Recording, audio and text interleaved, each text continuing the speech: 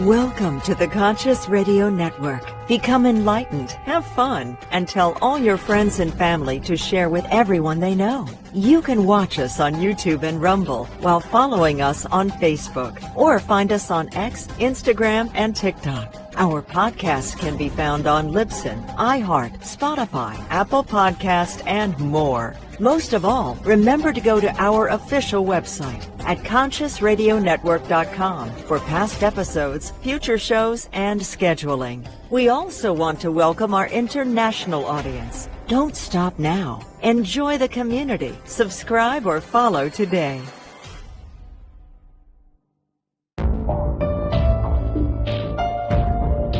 This is the Conscious Radio Network.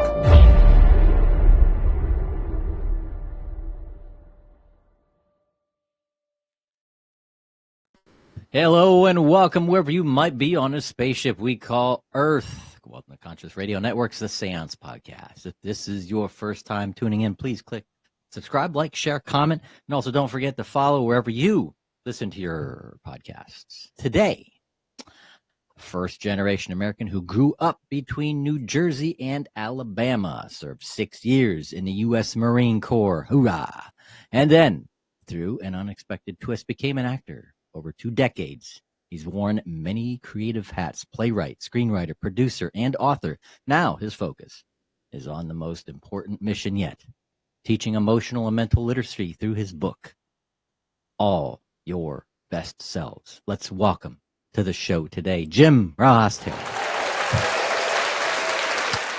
Blessings, brother. I'm doing good, Paul. Thank you very much for having me. I really appreciate your time. You are very welcome. Very welcome. How did this start for you, man? That's awesome. I like that. Acting, man. How did that start? Well, this idea started like all the way back at the beginning. Acting for me didn't start till about 2003 when I got out of the Marine Corps. This idea, I traced it. It goes back to when I was 4 years old. Yeah. When I was a kid, my parents took me to midnight mass in Jersey, where I was living at the time. And for whatever reason, the priest's words hit me when he talked about eternity. You know, your kingdom will have no end, the life without end. It clicked and it freaked me out because I realized if there's no end, there could be no middle. If there's no middle, it's just a perpetual beginning. Yeah. So 10,000 eons from now is still the beginning of my existence. And what freaked me out was like, what do you do with forever once you've done everything many times over? I was scared of boredom. Yeah. So what I did was regressed into my mind. I went inside my head to just try to escape the thought of it. And I instinctually started treating my mind like a supercomputer. I started creating programs. Well, at least I realize them now to be programs, but I refer to my 2 oldest as my suits and bubbles. My suits were different versions of me. Like anytime I met someone, I would actively listen to them, take about as much as I could about their mental and emotional status and recreate them as a version of me inside myself. Yeah. My bubbles were like the holodeck in the Star Trek universe. It could be anytime, any place, anywhere in the world. And what I didn't realize at the time was I was essentially creating a proving ground in my mind. So anytime I could walk into a situation, I now had these programs that I could step into, exercise that situation, go through it as many different ways as I needed to find the best option. And that's how I kind of moved forward. You know, when I got into high school, actually, that was my first contact with acting. I took Theater 101 or Theater 1 in high school, but it only lasted 6 weeks. I got kicked out because I butted heads with the teacher and they stuck me in ROTC. I figured that kind of helped lead me to the Marine Corps. But I got out, enlisted in the Marine Corps. I was in Alabama at the time. That's where I enlisted from. And then I did 6 years in, 5 active, 1 reserve. And when I came out, that's when I tripped into acting for real. I was working at a Lone Star Steakhouse, and I was just a dumb, young honorary Marine. And there was these 2 girls sitting at a booth next to me rolling silverware. I was rolling silverware too. And one was going on about her voice lessons, and I was just breaking balls. I was like, come on, voice lessons? I'm a Marine. You know, I can tell you what difficult it is. That's easy. For whatever reason, she just popped off on me. She was like, oh, I bet you couldn't do 3 weeks, soldier boy. Like, she stood up and she had commanding presence. So I got taken back a little, and I was like, I got to defend my honor, I guess, you know? So I was like, yeah, all right, fine. I'll find a voice coach and I'll take 6 weeks. And that's what I went. Found a voice coach to take 6 weeks just to prove to her that it was easy. But it was like after the first lesson, I kind of forgot about the challenge because this guy, man, the way he made me sound, the way he handled me, it was just such a unique experience that it kind of dragged me in. Then he put me into a chorus, put me into a play, and then I started auditioning on my own. And then it was just like the first 2 years in Alabama, I got like 30 credits. I was just booking things left and right. Yeah. That moved me to New York. I did New York for 2 years, and that culminated me writing and producing and performing my play, Two Tablespoons of Crazy. And the unique thing about that was there was producers for a film that were crazy impressed, because from the moment I first wrote the first line till the closing of the show, like 5 months had passed. And they were like, how did you do it that fast? And I was just like, I didn't know I couldn't. So it's like that kind of propelled me into it. And then I wrote the book, and then I started doing the podcast, and now I'm here. It's amazing where life takes you. These unusual challenges, stepping out of your, and I wouldn't say it's because you didn't know if it was your comfort zone or not, if it was outside of your comfort zone. You're like, something? I'll take that challenge. I'll just, the hell with it. Yeah, I'll do it. Jump right on it. Out of the frying pan and into the fire. I guess I've never really had a comfort zone, because ever since it's the only way I know how to live is to jump into uncomfortable places. Yeah. It never occurred to me to be a different way. That's what's so awesome. That's what makes life so awesome, is embracing change, embracing something different every day, if you can do it every day.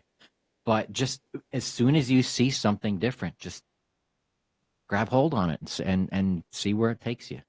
I think the biggest problem is society, because society it's the antithesis. It doesn't like that. It doesn't want things to change. It wants to stay the same. Because that's always been my problem. I'm a lone wolf, not because I want to be. It's because I'm too much of everything nobody wants. They want me to fit into the system, to vote the way they vote, talk the way they talk, dress the way they talk. And I can't. I change. And it's like when I meet people, they like me at first because they get used to me. But the moment because like I said, I have different suits. So I'm constantly changing who I am mentally and emotionally. And when I do, they're like, oh, well, which one's the real you? And I'm like, bro, you don't get it, man. I'm the amalgamation of all of them, because they're not facades. It's like a sociopath or a psychopath puts on a front, a narcissist puts on a front. I actually developed these versions of myself. So they're not just a facade. This is a new part of me. I'm becoming more, as opposed to just putting on a front. Yeah. Yeah. Wow. That is cool.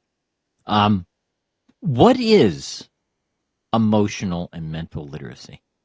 Well, I think it's something new. And this is basically what I'm saying is this is coming from acting tools and techniques from mostly about 100 years ago. And what I'm saying is that these cats accidentally created something special. And I'll explain it like this. The human brain, this isn't me saying, this is scientists. The human brain is the most powerful supercomputer we know of, right? Yeah. Well, what's your operating system for that computer? What's the Windows 11? What's the iOS? What is your Linux Red Hat? How do you interface your mind and emotions? Well, I'm making the argument that these acting masters who created these tools and techniques that allow actors to use real emotions in imaginary circumstances to build a real working mindset for use on the stage, well, they work for all of us, because we don't have a mind and emotions for the stage and a mind and emotions for life. It's the same thing. So ipso facto, these guys created the tools and techniques we need to sculpt the human mind and emotions into any shape we want it. You can literally become any person you want to be mentally and emotionally with these tools. And it's like, my argument is like, why are we working so much harder to build imaginary people than real people? Because consider this. We're teaching actors how to use real emotions in imaginary circumstances, right? Mm-hmm. Well, every human being goes through adolescence unarmed. What if we gave these tools and techniques to elementary school kids, taught them how to use their mind and emotions, so when they hit adolescence, now they're not armed. Now they know how to handle things. So it's like these are things that have real effect on us. It's just who looks to the theater kids for world-changing knowledge? So for a century, this knowledge has just been sitting there collecting dust. Yeah. Yeah. What seems to be the most important thing where these tools are valuable, like especially growing up for kids? I would assume disappointment, handling disappointment and rejection. It's that, but it's everything really, because everything you do handles your mind and emotions. Let me give you one example of one tool. It's called the Stanislavski system. The Stanislavski system is 7 questions created by Konstantin Stanislavski. He's regarded as the father of modern acting. Well, these questions are designed for the actor to ground their character in the moment. Well, we as normal human beings have character. We say it all the time. Work hard, build your character. Don't lie. It affects your character. These 7 questions are life questions that will ground your personal character in the moment, in the life you're living. Here are the 7 questions. Number 1, who am I? This is the moment in relation to you. Number 2, where am I? This is the moment in relation to the environment. Number 3, when is it? This is the moment in relation to time. Number 4, what do I want? This is the moment in relation to purpose. Number 5, why do I want it? This is the moment in relation to desire. Number 6, how do I get it? This is the moment in relation to action. And number 7, what's in my way? This is the moment in relation to obstacles. Like, these are life questions. Like, how many times I've asked people, what do you want? I don't know. I never thought about it. Okay, if you don't know, if you got a what, but you don't know your why, somebody can hijack your what with their why. Now you're building their dream instead of yours because you don't know it. It's kind of like this. This is a form of literacy, mental and emotional literacy. Well, let's say you don't know how to read. You don't have written literacy, right?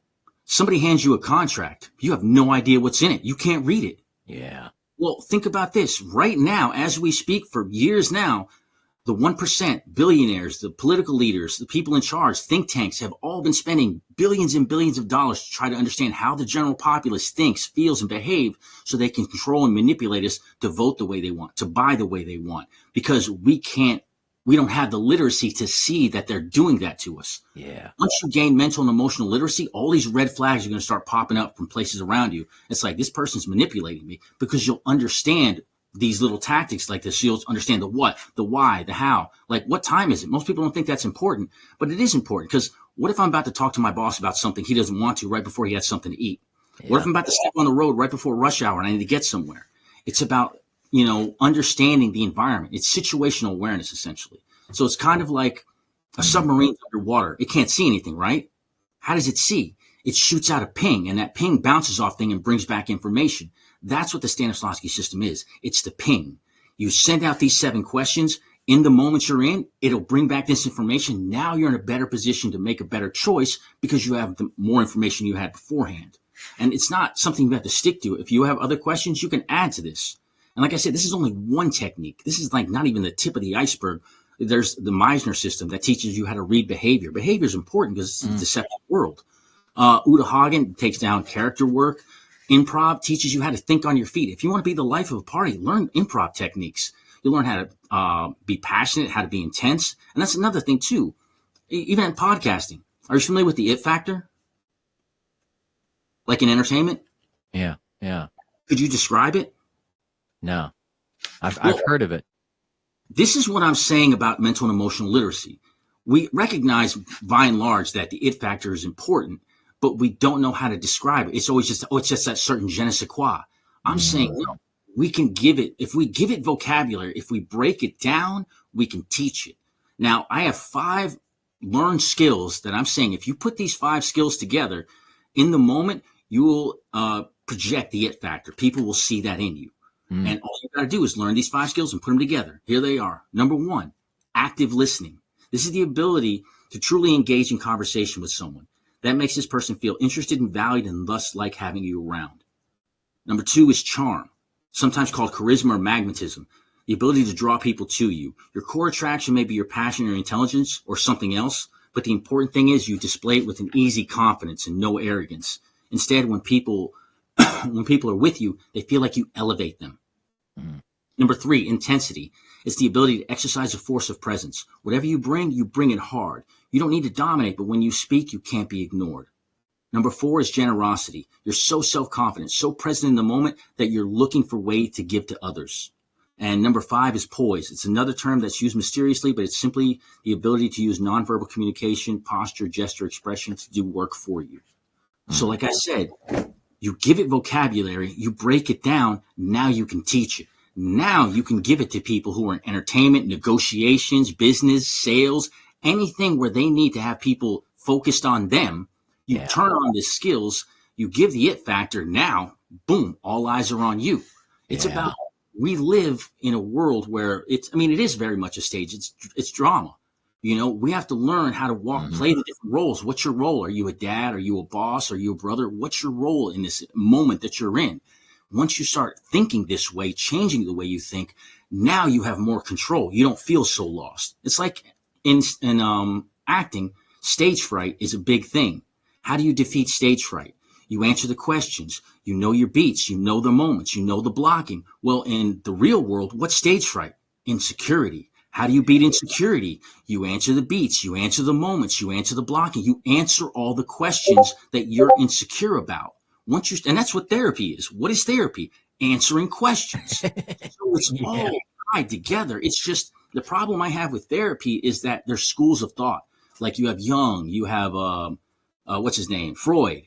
Well, Carl yes. Jung, Freud. And it's not that I have a problem with them. I'm just saying those are blockers because everybody goes down those paths. Yeah. Where in acting, every mindset's available. So you can grow in any different direction. You're not restricted by, well, I'm a Freudian thinker or I'm a Jungian thinker and this is how we think. No, everything's just open. Where do you want to go and learn? And once you get to that point, this is like master self-actualization because you're growing who you are as a human being mentally and emotionally. And that's giving you more fortitude and power because now, because to me at this point, I don't think there's anybody in the world that can intimidate me or make me feel insecure. It's like I know myself too well. It's like I am a worn out activity coloring book. I've answered all the questions. I've colored in all the pages. I've done all the things. So I know me so well. It's like, how do you make me feel insecure? About what? And it's like, if I haven't experienced it, I've built all the systems at the moment I realize I haven't, I'm going to start experiencing it. Yeah. Yeah. You suck it in. You're like, that's no problem. You feel it, spit it back out. I got it. This is the next level for humanity. You know, reading and writing changed the world. Mathematical literacy changed the world. Why wouldn't mental and emotional literacy change the world if we gave it to the people in a systemic, teachable way? Man, and I tell you what, this is situational awareness on steroids. This is like a whole new dimension of it. I mean, it's been overlooked all this time. Yeah. It's so profound. Yeah. Damn. Like I said, I haven't even gotten into it yet. This is just like there's so much. Yeah. So much. It's just trying to find, that's what I'm trying to do. This knowledge shouldn't be with me. I just don't know how to get it out to the world. I'm not the hero this idea needs. I'm the hobo it has. And I'm just trying to do the best I can, you know? But one step at a time, one person at a time, one step at a time, one podcast at a time. It's absolutely, yes. Heck yeah. Now you have a book out, correct? Yes, I do. That's what I was just reading from. Let me All Your Best Selves. There you go. Got it. Thank you very much. That's awesome. All Your Best Selves. Mm-hmm. See, the title is kind of like, you know, have you heard people say, you know, I'm going to be my best self. I'm working on me, going to be the best self I can be. I'm making the argument that it doesn't matter how good you make that self. There's no one version of you. There's no best self of you that will work in every situation. It's kind of like clothes. We change our clothes wherever we go. You know, I wouldn't wear a tuxedo to the beach, maybe except for a wedding or something, but I have to change. So I'm saying is once you grow and develop all these different versions of you, now you have a whole wardrobe of selves that when the moment arises, you can pick the best version of you for the moment so you can adapt for the moment instead of trying to force the moment to adapt for you. So it gives you a lot more freedom. You're not forcing now. Instead of forcing the river current, now you're going with it. Like the trade winds, you're following it. So that's what I'm saying. This will give us much more access. It'll make life easier for human beings. That's why I'm saying it's an operating system. Because right now, we're essentially writing line code when it comes to the human brain. We just wrote everything out. But once we get to this level, it's like having like GUIs or bubbles and stuff like in the computer where you can just click a button and boom, it does it. Or an app. We can create our own apps. Yeah. Yeah. And it's also about, go ahead. And it's not necessarily, I'm also looking at it as like a surrender, like you're surrendering to life, to God, to, you know, to the divine. But it's not necessarily surrendering. It's kind of just like, yeah, you are you're kind of surrendering. You're going down the river, but you're letting the river, you're not going against the currents. You're going with the currents, but you're somewhere between surrender and embrace. Yeah. Yeah. because it's like it's a muddly, maybe both. I don't know, but I get what you're saying at it. But it's the surrender to what you can be and the embracing of everything that's there. Yeah, and not overthinking it, because a lot of people, I'm guilty of this, of overthinking things all the time and beat yourself half to death, and then you disappoint yourself because the outcome wasn't what you expected. It's like don't plan too much. Yeah, no. The point of this is that you don't really. I mean, you can plan, but you don't have to, because whatever happens, you have the tools and techniques to adapt and adjust to the situation you're in. So that's what I'm saying. It's like if I was going to be in espionage, I would learn a spy's toolkit so I could handle that world. If I was just some Johnny nobody and walked in there, I'd get shot quick, or I'd get discovered, whatever, arrested. It's knowing the tools and techniques that make it easier, so you don't have to do all the hard work and heavy lifting. It's like leverage. You have leverage in life now. Yeah. What are some of the basic ways, without having to give too much away, that people can use these techniques in life? Some real world. Yeah, I'll tell you something that's really, I saw it that is a great example. You're familiar with that cartoon Gravity Falls from Disney Channel? That sounds familiar. It's basically what happened was it was a cartoon called Gravity Falls, and an important key plot point was one of the characters wrote a journal or a diary that all the stories were coming from something. Yeah. Well, what happens nowadays, because there's so much access to everything, the fan base figured out who wrote the journal. Now, in that point, it's like, what does the creator do? How do you get out of that? Well, this is what he did. He drew up another picture of a different character writing the journal. He put it up on a computer screen with timestamps so it looked official. Yeah. And then he took a picture of it, posted it on 4chan, anonymously said, "Hey, look what I saw going through a studio tour." And then a couple of days later, he did another one that was a spoiler, but it was a true spoiler from the same post. So it gave validity to the last one. Yeah. He gave away something to that.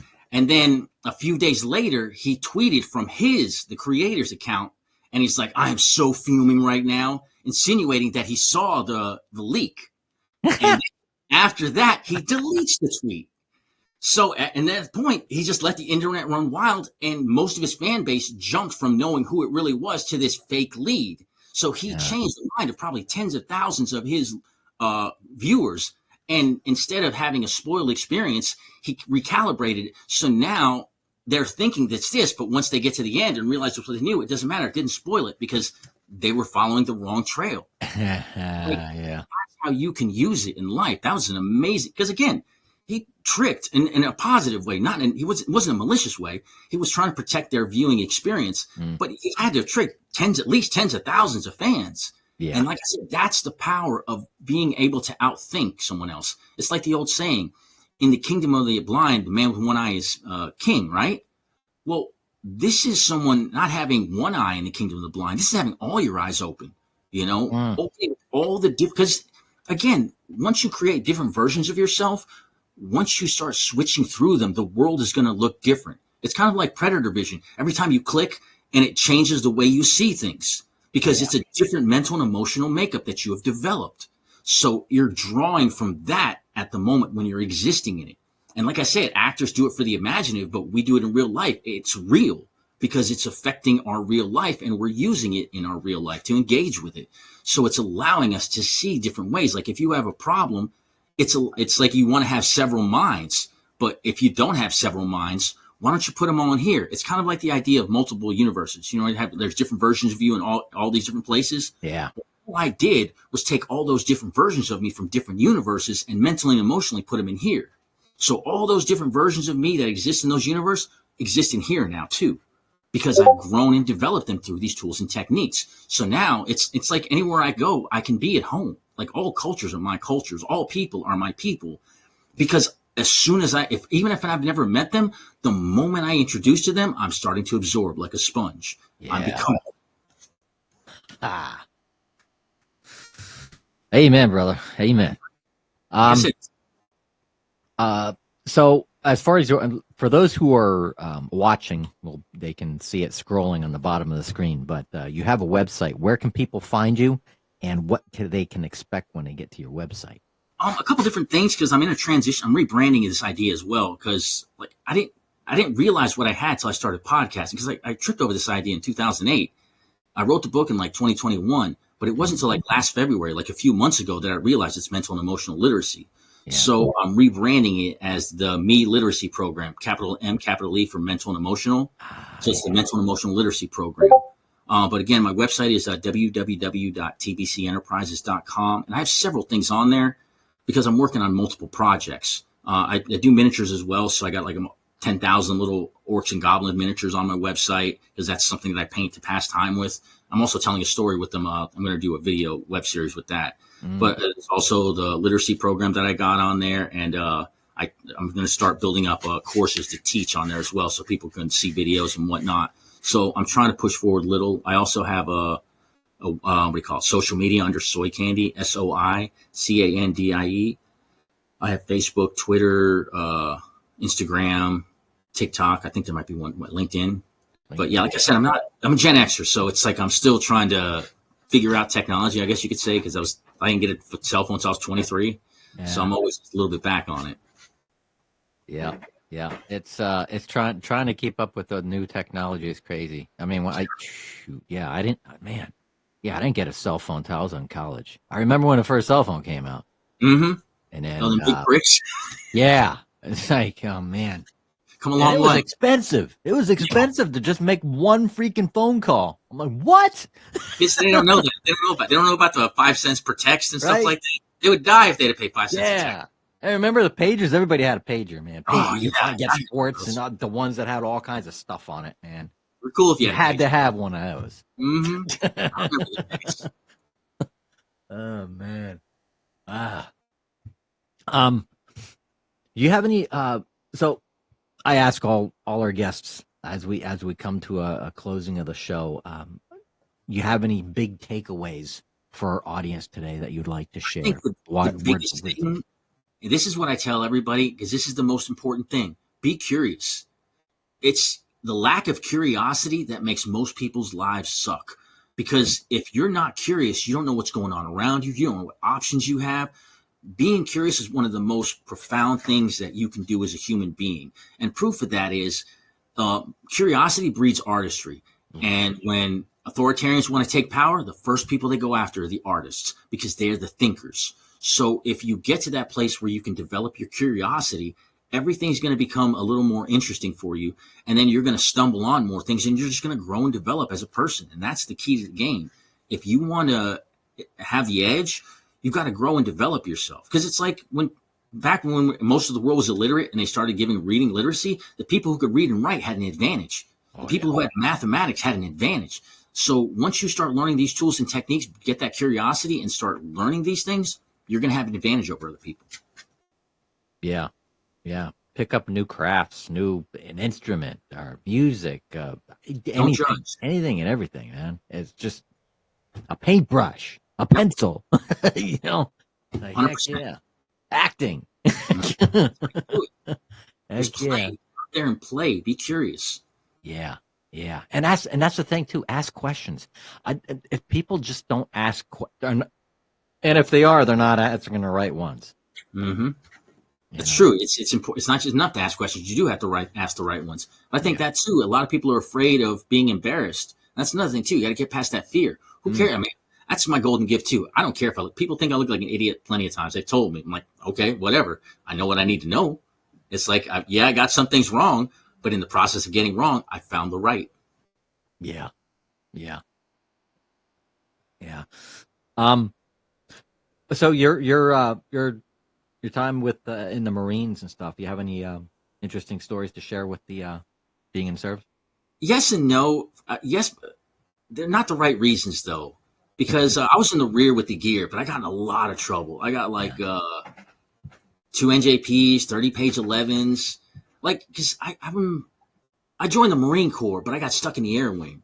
So I wanted to join the Marine Corps to blow stuff up and hook and jab. Right. And, I got put in officers. Because basically in division, there's like 9 enlisted men for every officer. In the wing, it's 9 officers for every enlisted man. So it was hell. Like my first page 11 verbatim said too much Rambo motivation. My second one said likes to play soldier. I'm like, I thought I'd join the Marine Corps, man. But it was the wing. It was basically the Air Force for the Marine Corps. So it was fit and polish. You couldn't do anything wrong. Damned if you do and damned if you don't.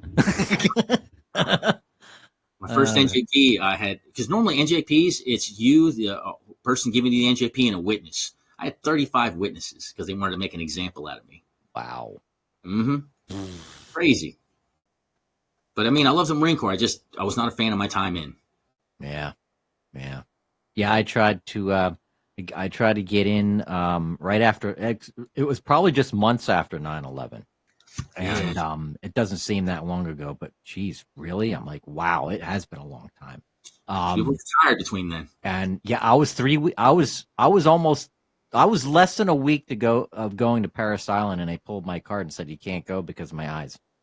That's tough. And then everybody in my family served. Everybody. That's the hardest too, because it's legacy, It's exactly. But when the time came and the governor decided to open up the state guard, I enrolled. So I'm active with the state guard. So awesome. Something happened. Right? You pursued it. You didn't let it go. Exactly. Yeah. Brother, Semper Fi, my friend. Thank you. Thank you, Paul. Again, I really appreciate it. I had a great time on the show, and thank you for allowing me to speak. You were very, very, very welcome. And welcome back anytime, too. Just let me know, and let us know when the next journey is going to begin and where it takes you. Sounds good. Awesome. Thank you, everybody, for watching Conscious Radio Network's The Seance Podcast. Until next time, we'll see you then.